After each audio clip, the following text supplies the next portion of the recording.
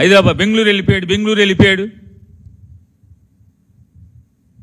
ఈ బెంగళూరు వెళ్ళిపోతే వచ్చేసాడుగా మళ్ళీ ఏం చేస్తున్నారని అడుగుతున్నా. ఎన్నిసార్లు బెంగళూరు జగన్మోహన్ రెడ్డి గారి కంటే బాధ్యత లేదయ్యా. మీరు చెప్తున్నారు కదా ప్రజలు ఆయనకి ప్రతిపక్ష హోదా కూడా ఇవ్వలేదు, ప్రశ్నించడానికి కూడా అతనికి అధికారం ఇవ్వలేదు అని చెప్పి మీరు మీ ఇష్టం చేయండి మాట్లాడుతున్నారు కదా, అవాకులు చెవాకులు పేలుతున్నారు కదా మీరందరూ. మరి బాధ్యత లేనివాడు బెంగళూరు వెళ్తే ఏంటి, ఎక్కడికి వెళ్తే ఏంటి?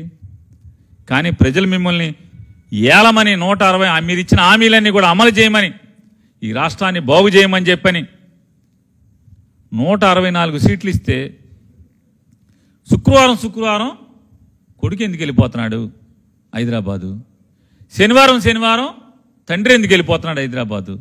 అసలు ఒక ఆయన 10 రోజులకు ఒకసారి 15 రోజులకు ఒకసారి వచ్చి కనపడి ఎందుకు వెళ్తున్నాడు?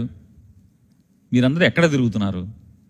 ప్రభుత్వం మీకు ఉద్యోగం ఇచ్చింది కదా, ఏలమని బాధ్యత ఇచ్చింది కదా, హామీలు అమలు చేయమనేటువంటి ఉద్యోగం ఇచ్చింది కదా, మరి మీరెందుకు పోతున్నారు? మీకు చేతులు రావా? రైటాక్ అంటున్నా.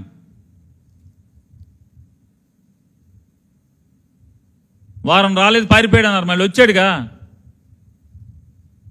ఆయన చెప్పాడుగా వెయిటింగ్ అని, నేను ఇక్కడే ఉన్నా తాడేపల్లిలో, మీ ఇష్టం అన్నాడు కదా.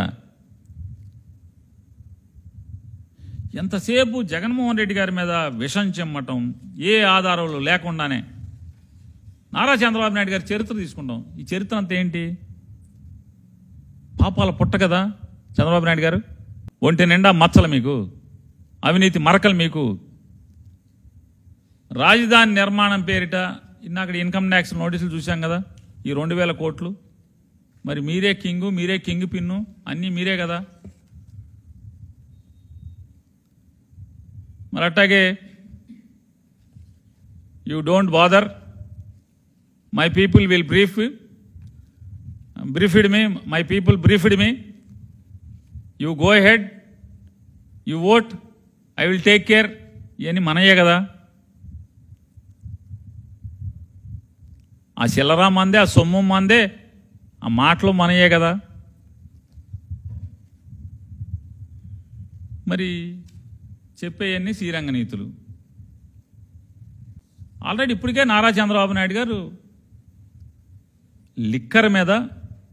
లిక్కర్ కేసులో బెయిల్ మీద నాకు ఆరోగ్యం చెడిపోయింది, వయసు అయిపోయింది, నేను వైద్యం చేయించుకోవాలి లేకపోతే బతకటం కష్టం అని చెప్పని బెయిల్స్ తెచ్చుకుని ఇవాళ ఎలా మాట్లాడుతున్నారు అలా మాట్లాడుతున్నారు.